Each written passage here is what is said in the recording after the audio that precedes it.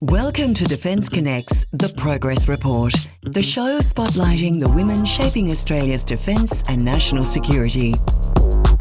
Welcome to Defence Connect's The Progress Report, the podcast where we explore the stories, careers and experiences of women working across Australia's defence and national security sectors. I'm your host, Tash Taylor, and in each episode I'm sitting down with industry professionals to talk about their journeys, personal growth, mentorship, and what it really takes to build a meaningful career in one of the country's most complex and essential industries. My amazing guest today is Riley Havila, Systems Analyst and Next Gen Network Committee Member at Aviation Aerospace Australia. Welcome, Riley. Hi, thank you for having me. I was so excited to have you on the podcast. For the listeners out there, the reason I connected with Riley was actually because you reached out to us for which summit? It was the Aviation Summit. Yeah, introducing yourself. And my manager received the email and was like, oh my God, this girl is so impressive. She is so passionate about the aviation and STEM representation for women. We need to have her on the podcast. And instantly I was like, absolutely, I'd love to have you on here. So I'm so excited to have you here today. Yes, my emails worked. They definitely did. They definitely did. Now, look, I thought we'd just jump straight in, to be honest, because I would love to know what first drew you to aviation. Was it something that you were always interested in as a kid, or is it something later in life that you just happened to fall into? I love telling this story because I think it catches a lot of people off guard, but I was very lucky. So when I was in year 10, I was so determined to be an orthopedic surgeon. You asked everyone, I was like, medicine. And then my family actually ended up living in Texas, 1 hour from Houston, and we went to NASA. So I obviously still loved science and was obviously very interested in it. But going to NASA, I met a few of the astronauts. Oh, that's so cool. I know. Oh. And then one of them took me out for lunch, actually, and he was talking to me for a while, and he goes, I know you want to do medicine, but you sound more like an engineer. Have you thought about aerospace engineering? And I was like, no. What is that? Anyway, he told me about aerospace engineering, and then when I came back for year 11 and 12, I pivoted completely, and that's what I wanted to do. Got into uni, did aeronautical engineering and physics, and I actually worked in the space industry because I was like, I'm going to be a rocket propulsion engineer. And then I'd always loved planes as well, but then the space industry, personal choice, it just didn't fit for me with the culture being startup. I'm very much a corporate 9-to-5 person. It's a very personal choice. Yep. And then I was like, okay, well, I've got Virgin or Qantas, and there were some junior roles at Qantas, which is what I applied for, and I got in, and I'm now a software dev systems analyst, and that's how I got into aviation. And I still love planes. I still am involved with space. So I've got all my passions there. That's amazing. Oh, my God. Okay, so it must have been such a cool experience to sit down with an astronaut and have lunch. Yeah. Yeah, it was. It was. Yeah, it definitely caught me off guard because I wasn't expecting it. And also at the same time, I obviously didn't think I was going to be in the space industry. I was just more having a chat with an astronaut and not really thinking anything about what was going to come out of that. And that whole conversation pretty much changed it did change my entire future. It changed the whole trajectory of your career. Yeah. That's crazy. That is so cool. Yeah. Have you met any astronauts in Australia? I know that we've had Catherine Benelpeg come to some of our events. And, oh my God, she is an amazing speaker. Have you got to meet any more in your travels in Australia? Not in Australia. Actually, no, I haven't met any other astronauts since. But I'm always down to meet an astronaut. There you go. Exactly. That's awesome. So looking back then at your career so far, what would you say your proudest moment in your career has been? Because you've done a lot. For the people out there that don't know, you also do mentoring and so many different things. Yeah, I think the personal achievement was graduating because I got very sick during my studies. I had glandular fever on and off for 2 years. Oh, you poor thing. That's awful. Yeah. And so I was really struggling in about my 3rd and 4th year. So by the time I finished uni, I was like, thank God it was over. But so that was one big accomplishment for me. Another was I got my first internship when I was 19. And that was purely just because how you met me was I just emailed. I emailed the CEO of Sabre Astronautics and I was like, I'm 19. I don't have a lot of experience. I'm studying aeronautical engineering, but I just want to have something to do with Sabre. And I kept messaging. And my first internship was actually marketing for them. I had nothing technical whatsoever, but it's what got me in the door. And I was like, wow, this is pretty cool. I'm 19 in my second year at uni. And I've already got my first internship. And a lot of people were like, how did you do that? I just asked. It just comes down to, and so many people have said this, it's the confidence to reach out and just ask. It literally just starts with that. Just a cold call, an email, and it can change everything. That's how I ended up having coffee with Vanessa Hudson. And wait. Yeah. Okay, explain. What? Well, I just emailed her and she is actually very good at responding to emails. And she got back to me and was like, yeah, let's have a coffee. And it caught me so off guard. I was not expecting it, but we had a coffee and a chat and it was great and wonderful. That's amazing. So it's so interesting to see how, one email can sort of, then you have a conversation with someone and it can change and open so many doors for people as well. Yeah. Look, I'm sure in your career so far, and a lot of, I'd say everyone experiences this, is that a lot of people will face, a level of imposter syndrome and self-doubt in their careers. And I know obviously with mentoring, you're able to sort of help people progress through that as well. But have you ever sort of faced it yourself? And what have you done yourself to sort of try and overcome that in your career? 100%. I've felt that and I still feel that. And I'm sure I will still feel it in the future. But for me, one of my techniques is getting feedback, and not necessarily from your direct manager or if you're in uni, like your direct professor, even just getting feedback from people you work with or you study with and be like, how do you think from an outside perspective I look like I'm performing? Because I think sometimes that outside perspective, that's what you need. You need to go. Because obviously imposter syndrome is very you-centered and it's what you think of yourself. So if you have someone giving your outside perspective on how they think you're performing, you're like, okay, well, maybe I'm not underperforming like I think I am. And so for me, it might just be like asking someone at work, or even if it's just something not to do with work and I'm just being like, oh, I've got so much self-doubt about all these other things going on in my life, just having a support network and asking them like, do you think I'm dealing with this properly? Yeah. And most of the time they go, this isn't an issue. You've overthought this completely. We're all guilty of that at some point as well, aren't we? Yeah.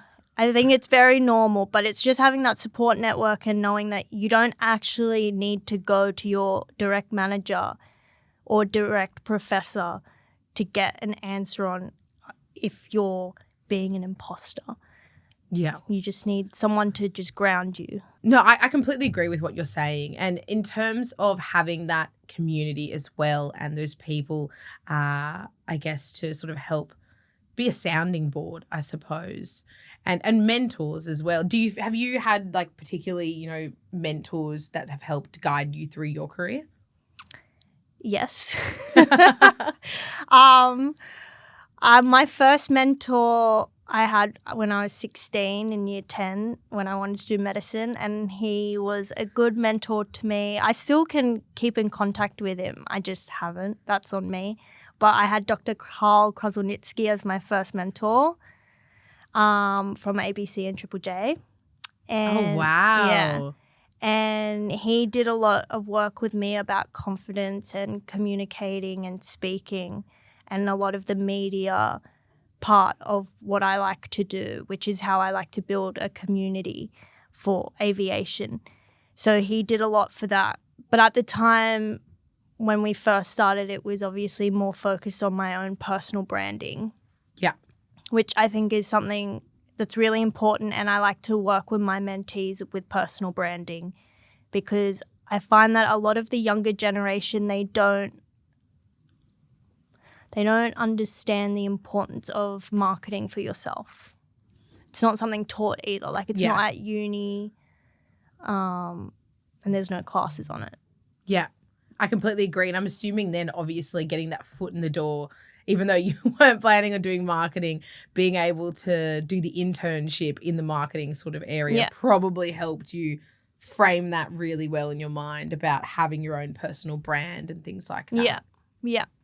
And I mean, just from that, you know, I obviously met industry professionals, and then because they saw how hard I worked, even just doing marketing, something not related, they were like, well, when you've got a bit more experience and knowledge under your belt from uni, reapply for our internship and do like an engineering internship. And that's what I did. I actually ended up interning first with Hypersonics Launch Systems as a intern, and then I went back to Sabre.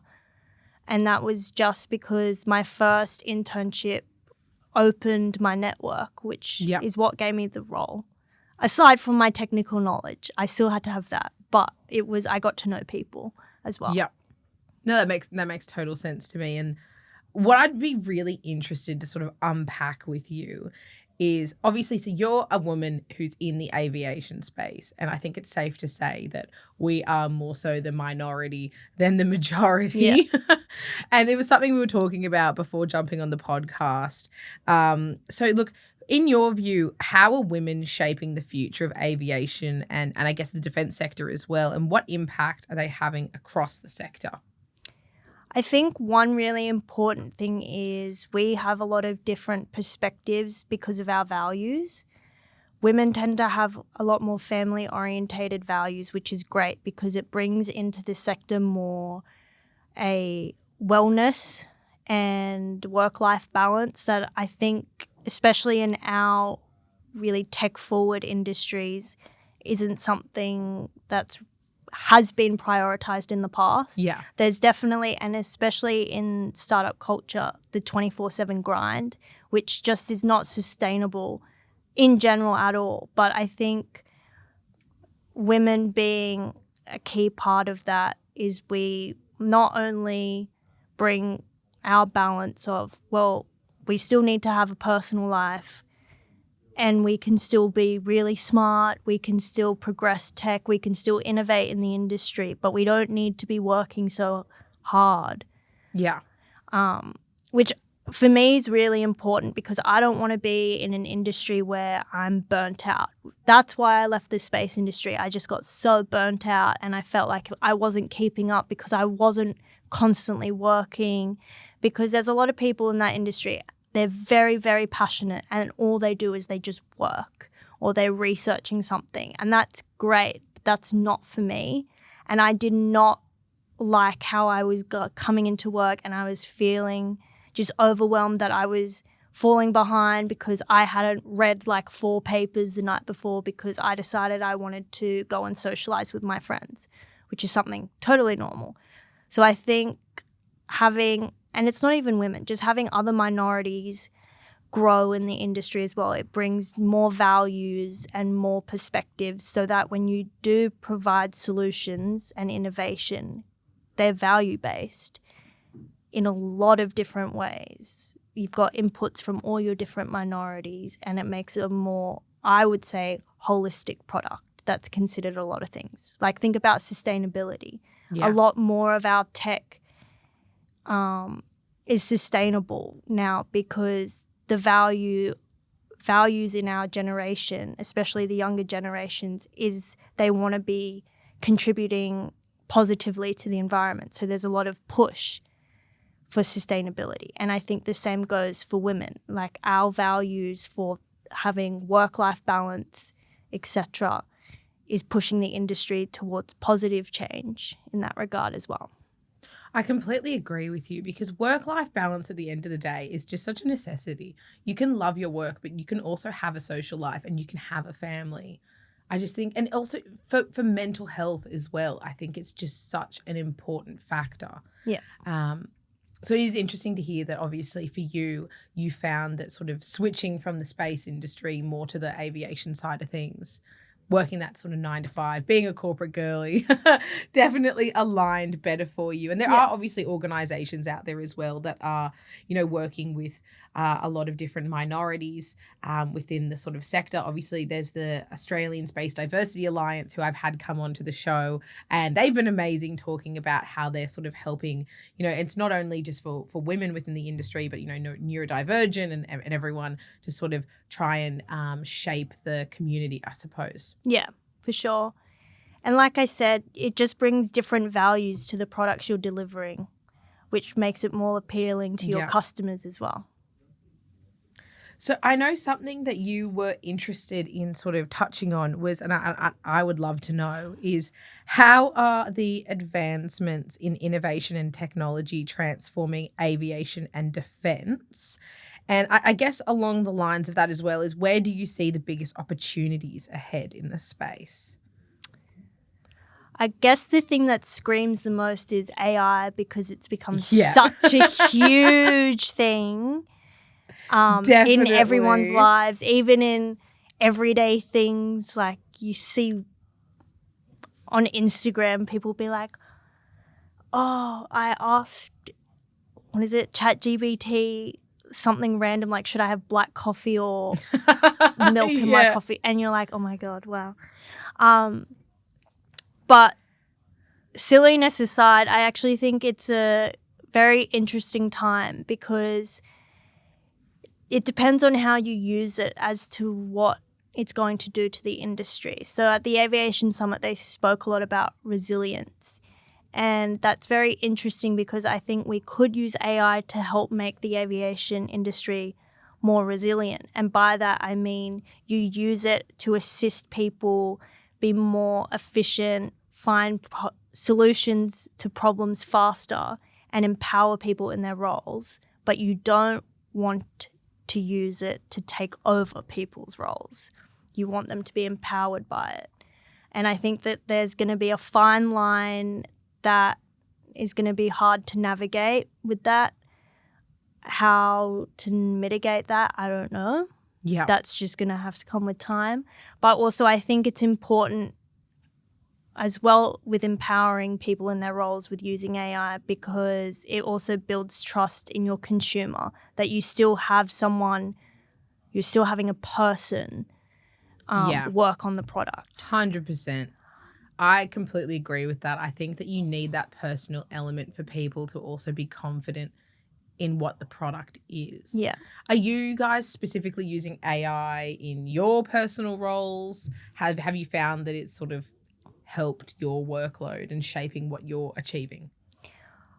My role is not very suitable to AI at the moment, because we're using a proprietary language that so there's nothing about it. But in terms of if I have to touch Python code, say if I'm really stumped on something, like some flow of how I want this program or script to run, sometimes it's good to just chuck it in AI going, I have these ideas, these are what I need it to do. How can we use my ideas and put it in a logical structure? And then once it's like given me a rough logic flow, I'm then able to go, okay, I know what I'm doing, and then I can go from that and write the function. I mean, yes, I could get AI to write the function, but at the end of the day, unless I've specifically given it the requirements and it understands those requirements, what it's delivering to me may not actually be helpful at all. So it's still better for me to write the code, for example, but just get just sounding board, right? Just being like, does this make sense for this flow of this logic? And for me, that's how I use it. And it saves me a lot of time for complex problems.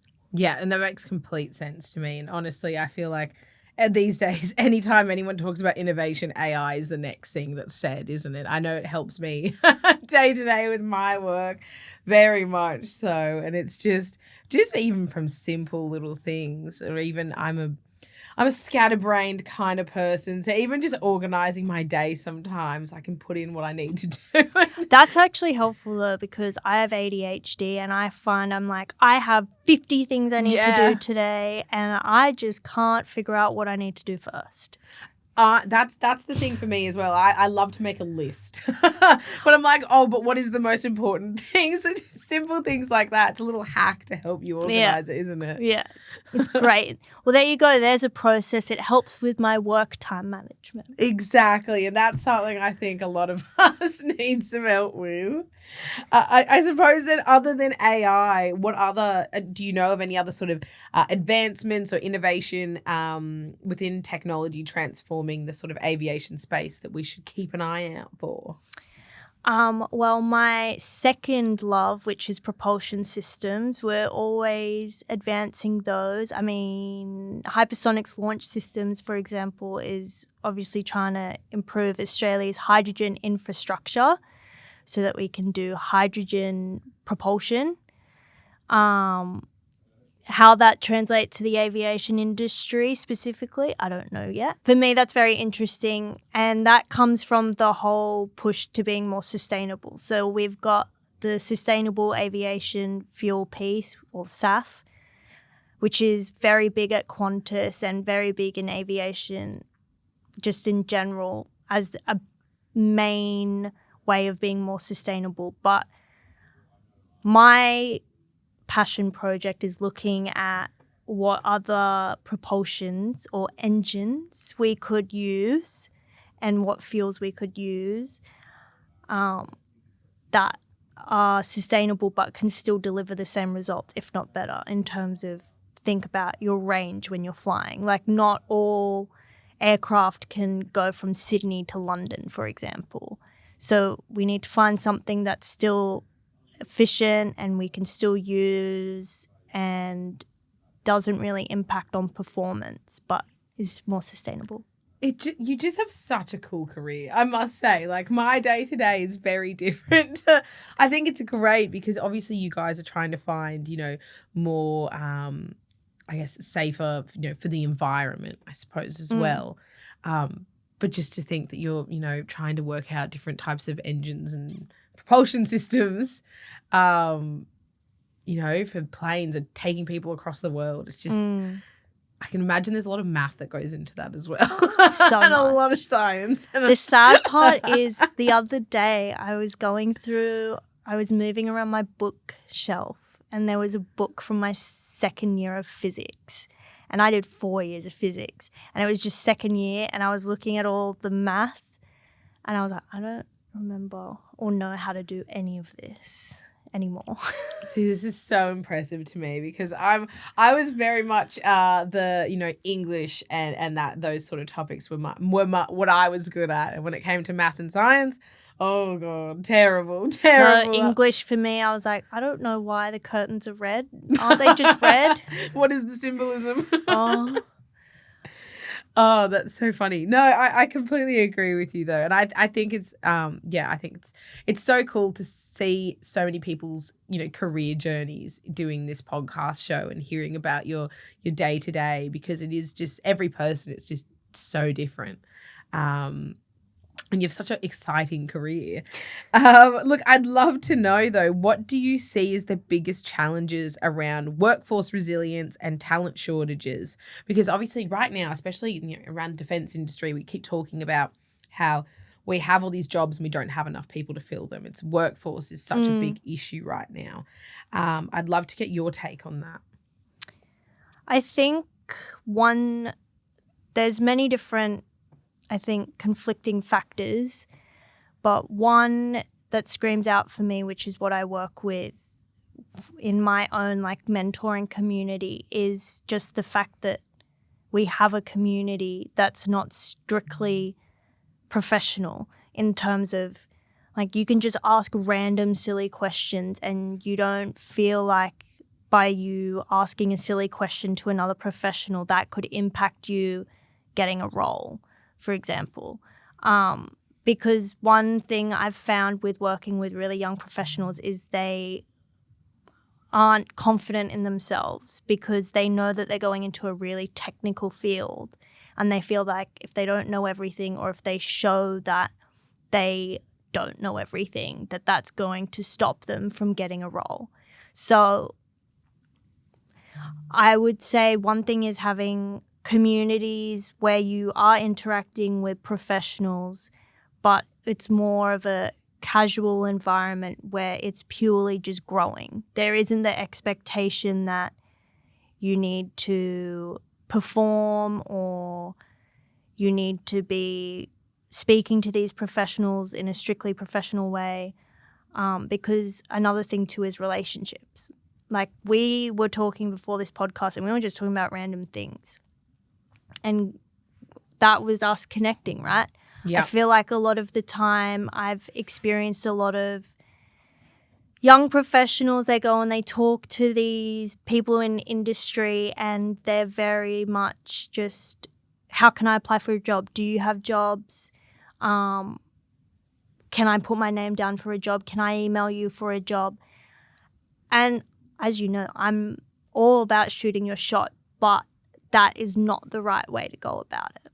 Yeah. So I think there's one way to address the talent shortage is having a supportive community that equips the soft skills and also breaks the barrier between these are your industry professionals and this is you. It just kind of blurs them and merges them all together and makes just a community of support. That's one thing.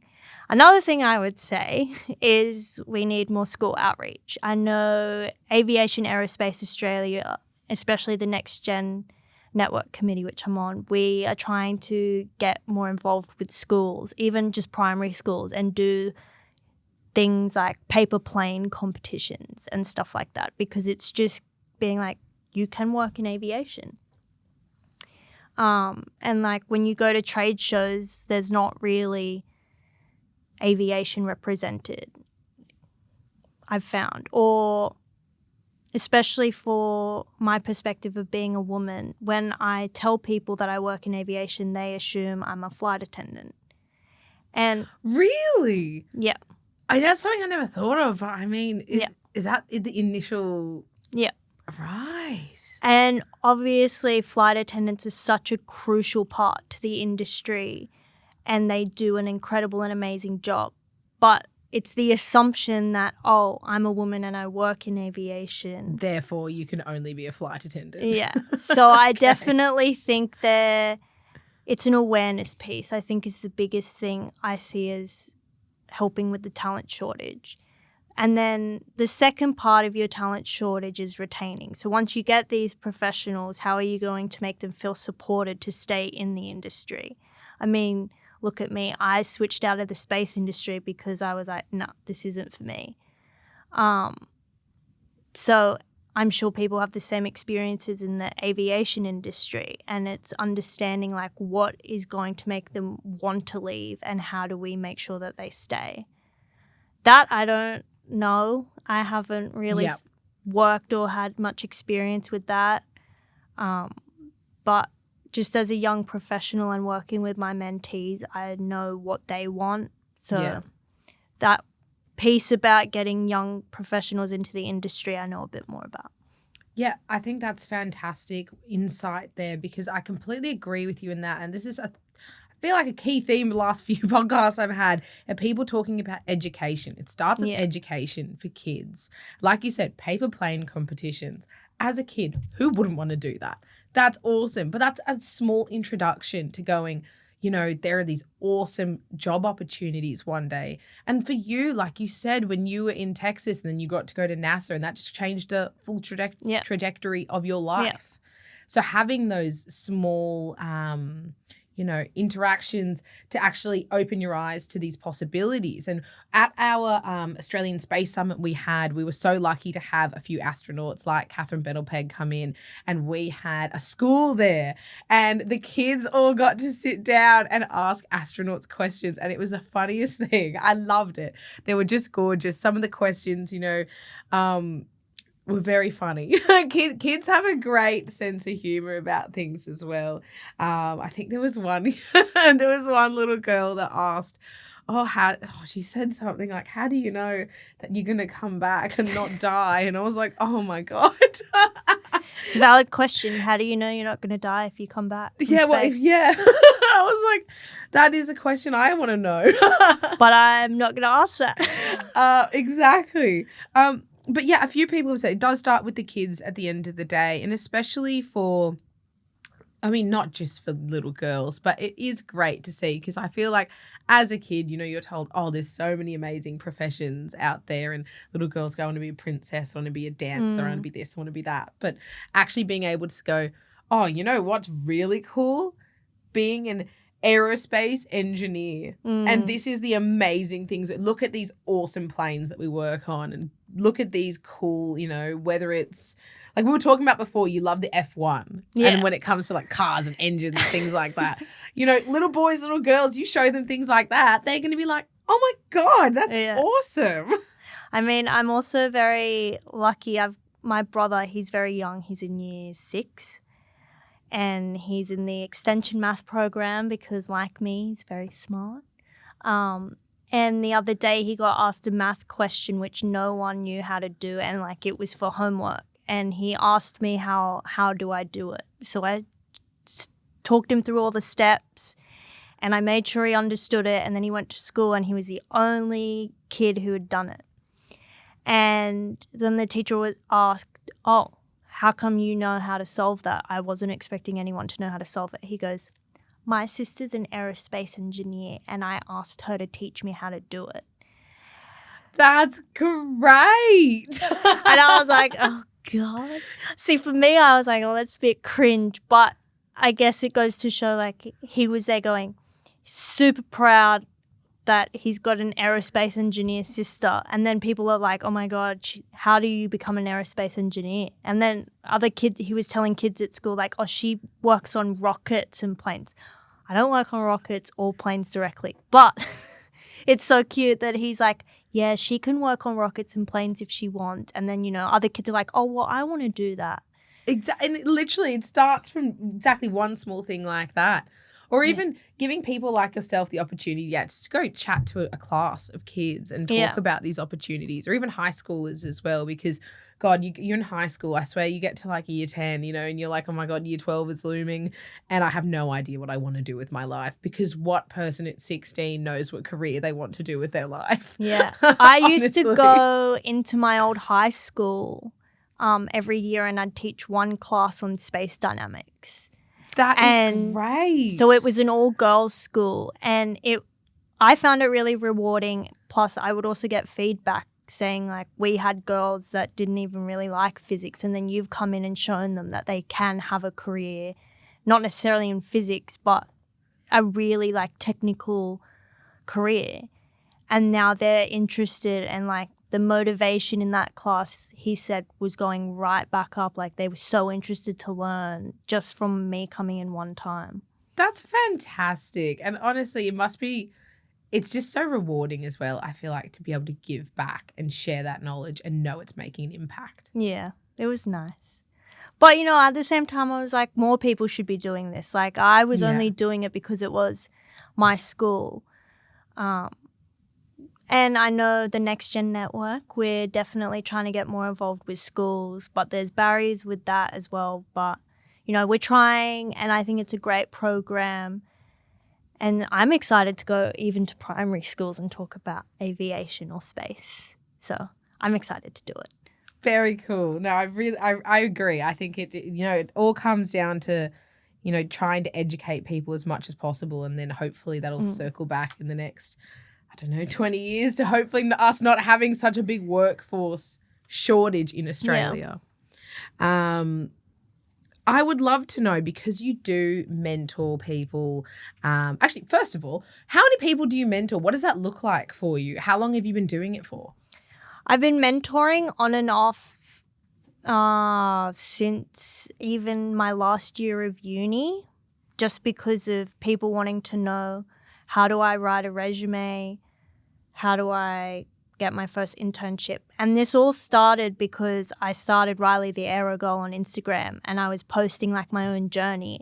And then I had people all over the world being like, how do I write my resume? How do I do this or do that? And I was like, why don't I just put this all in one channel and offer mentoring? So I've been mentoring on and off since my last year of uni, which was 2023, so not that long ago.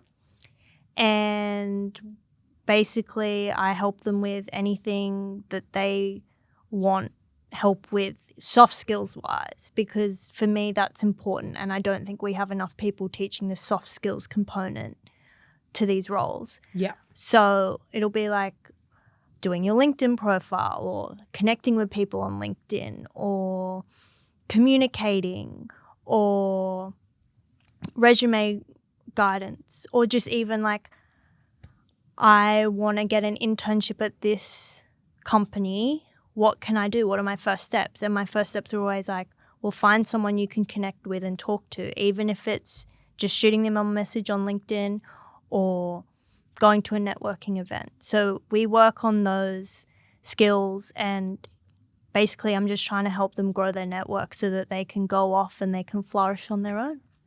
That's awesome. And how many people have you helped so far? A lot.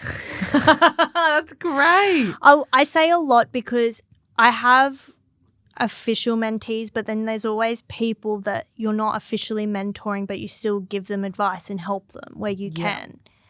So even though I have like my official mentees, you know, I'll have a lot of girls reach out on Instagram and they'll be like, I'm really nervous. I don't have the confidence to apply for this role. I know I'm not like, they don't say I'm not officially a mentee, but they know I have a mentoring program, and they'll be like, I know I'm not in your mentoring program, but is there like one thing I could do? And I usually just say like, find someone you can go and have a coffee with at that company, and just tell them about your passion, because it's easier to teach something technically, but you can't teach passion. And if you don't have any passion and drive, I personally don't think you're going to do that well. Yeah. If you're not interested. Yeah. And, you know, you should do, hopefully, at least like what you do. Yeah, exactly. And if you have that passion, that drive to go out there and show people, hey, look, I'm, you know, I want to get involved. Like, what advice can you give me? I want to tell you about why I'm passionate to be part of your company, things like that. Yeah, for sure. Yeah, lovely. And look, what advice do you think you'd give to young professionals aspiring to build a career in aviation or the defence industry? Networking. All comes back to the networking. One word, networking. Whether it's formal or informal, just be seen. Easier said than done. Definitely a confidence piece, but you just have to push yourself through it, I think. I know unis, they have a lot of networking events. Go to them. And like I said, don't go there going to talk to people just about jobs. Like, a lot of the time I am recognized in the industry now as someone who they're like, oh, you're the F1 girl. Not even to do with aviation, because they just know that I talk about F1 all the time. And all my friends know I talk about F1, that they go, Riley, you need to stop talking about F1. We get it. But that's the thing. It's showing your personality. And by showing your personality, that's how you can make these connections that people go, oh, I remember this girl, she had 2 dash hounds, because we were talking about our dogs, but she was also looking for this job. And, you know, that's how they kind of make connections to you and remember you. Whereas if you're the same as everyone else, just being like, oh, what jobs have you got interested? I can pretty much guarantee they're not really going to remember you. You need to have something that makes you memorable. Out.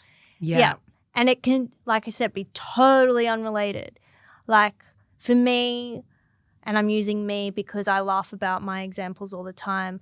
I'm either known as the F1 girl, the crazy dash hound lady, because I've got 2 dash hounds. Just quickly, I love that because my parents, I've grown up with dash hounds, so we've got 3. Yeah. I understand people know me as well as like the little dash hound lady. But see, it's still a point that they remember you, right? Exactly. I fully agree with that. So for me, those are like my little things that I'm remembered for. And everyone's got things that they can be remembered for, but they're like the memory triggers that you need to make with these people. Yeah. No, I completely agree with you. I think, your little quirks can be what make you stand out to people and what makes them, remember you to go, oh, I want to reach out to this person. 100%. Look, what are your next career goals? What are you most looking forward to now in the future? Have you got anything really fun coming up? What should we expect to see from Riley the Aero Girl? Great question. I have my big goals, but they're very far down the track. I think for me, my current goals are I want to step into either a senior or my first manager role. And that's exciting, but a lot of learning for me and learning to talk to people as a leader, not just as my friends or my coworkers. So there's a big learning piece there for me. But also I'm working, like I've said, with Aviation Aerospace Australia, and I'm really passionate about what they stand for. So I would love to work up to maybe like leading one of their committees or even being on the board. I'm very, very driven to be on the board of some kind of not-for-profit or even Qantas board, but that's a very long way away, but that's what I'm working for. And I think it's fantastic to have, short-term goals, but also long-term goals. Yeah. Shoot for the stars. If you don't manifest and put it out there, it's never going to happen, is it? Yeah. Absolutely. And I'd love to go to Monaco F1 again. You're going to take me with you to that one. I think that's something I'm going to put on my bucket list because I was looking at all the videos and looks like a good time. It was great. You need to go.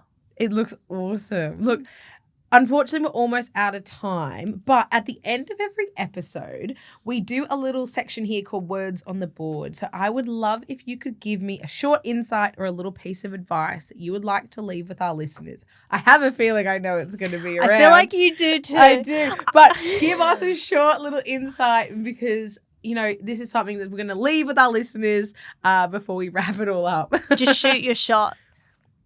There Beautiful. I love it. Shoot your shot. And you're absolutely right. Short but but sweet. If I'm to expand on that, my mum always said to me, think of the worst case scenario. And quite often, if it comes to networking or reaching out, for example, me reaching out to Vanessa Hudson, I was like, what's the worst that can happen? She doesn't read my email. She doesn't respond. Is that life-altering? Am I going to die? No. So when you put that in context, you're like, it really doesn't matter if I send her an email and she doesn't respond. But guess what? She responded. And because of that, we went and had coffee and I had a great conversation. That's awesome. And look, you're right. Perspective is everything. When you actually look at something and you go, oh, it's actually not the end of the world. Yeah. So I may as well give it my best, put myself out there and see what I can achieve. Yeah. Awesome. Look, thank you so much, Riley. Thank you for joining me on the podcast. Your insights have been incredible. And it's awesome just to hear about your career and your journey and everything that you've achieved so far. And we'll all be waiting to see what happens next for you. Thank you. I can't wait to see you on the board at Qantas. It'll happen at some point. But look, we'll be back in 2 weeks' time with another episode featuring more incredible voices and amazing stories from women in the defence industry. Thank you.